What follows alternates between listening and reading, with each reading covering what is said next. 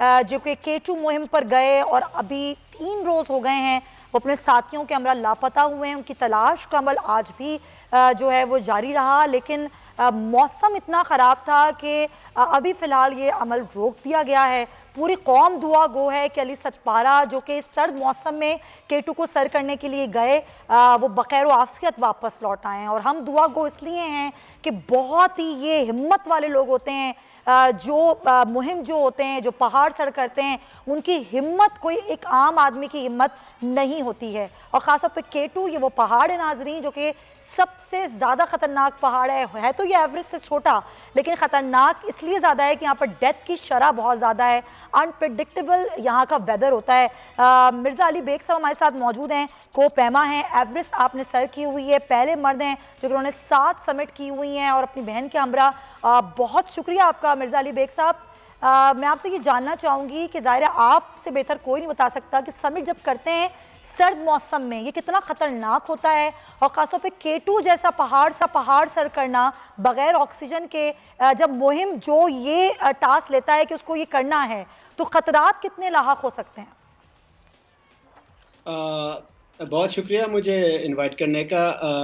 Mountaineering या कोपेमाई ऐसा sports है जिसमें ज़िंदगी मौत का वो होता है। बहुत सारे खेलों में जीत और हार का होता है, लेकिन इसमें जो है मौत ज़िंदगी का है, बिल्कुल खेल होता है।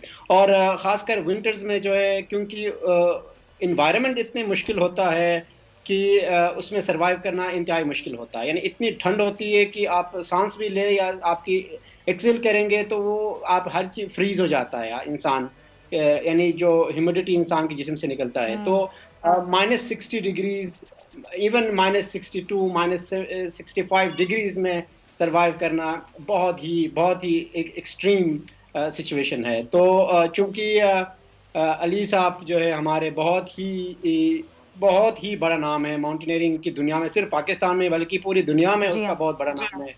तो वो बहुत ही एक्सपीरियंस आदमी है और उन्होंने बहुत बड़ा एक्सपीडिशंस कर चुके हैं पूरी दुनिया में, नेपाल में, पाकिस्तान में, और विंटर में नांगा पर्वत भी वो कर चुके जी हैं। हाँ, लेकिन बिल्कुल। माउंट K2 पे जो है वो बहुत ही खतरनाक और बहुत ही रिस्की मिर्ज़ा है, साहब, खासकर को पैमा कहते हैं कि एवरेस्ट क्योंकि उससे ज़्यादा बड़ा पहाड़ है, उससे ऊंचा पहाड़ है, 9000 की बुलंदी पर है, लेकिन उसके बावजूद K2 जो है वो डेथ रेट में सबसे ज़्यादा है।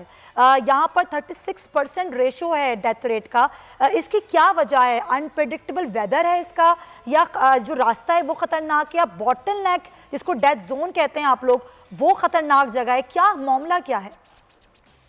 देखिए, दुनिया में जितने भी पहाड़ है, चाहे छोटे हो बड़े हो, हर एक जो है वो खतरनाक है। लेकिन K2 अल्लाह ताला ने इसको इस तरह बनाया हुआ है कि वो बिल्कुल एक पिरामिड टाइप का माउंटेन है और अच्छा। अकेला स्टैंडिंग टॉल है, और उसकी जो फिजिकल कंडीशन है वो बहुत एक्सट्रीम है, क्योंकि वो बहुत वर्टिकल है और बहुत स्टीप है। ओह। क्योंकि उसको क्लाइम करने के लिए आपको बहुत ही ज़्यादा स्टेमिना और साथ में बहुत ही ज़्यादा टेक्निकल स्किल्स भी रिक्वायर्ड होता है। तो K2 का जो पहाड़ है उसको ओवरऑल कहते हैं कि माउंटेन ऑफ माउंटेनियर्स। वो इतनी मुश्किल है। इवन समर्स में भी उसकी अगर समिट रेशो देखें तो बहुत ही कम है बनिस्बत दूसरे पहाड़ों की।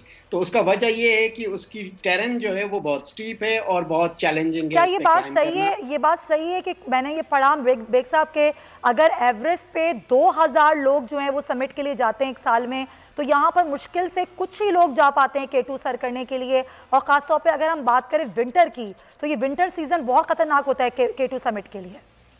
हाँ, अभी आपने पिछले क्वेश्चन जो किया था बॉटलनेक का, तो पूरी K2 का जो पूरा क्रक्स है, जो उसका असल जो एरिया है वो बॉटलनेक, इसलिए नाम उसको इसलिए बॉटलनेक रखा हुआ है कि उसकी अप्रोच जो समिट पे है वो कोई अल्टरनेटिव रूट नहीं है। वो जाके एक पर्टिकुलर एरिया है जहाँ पे बहुत बड़ी सिरक एक ही है, पर्टिकुलर वो है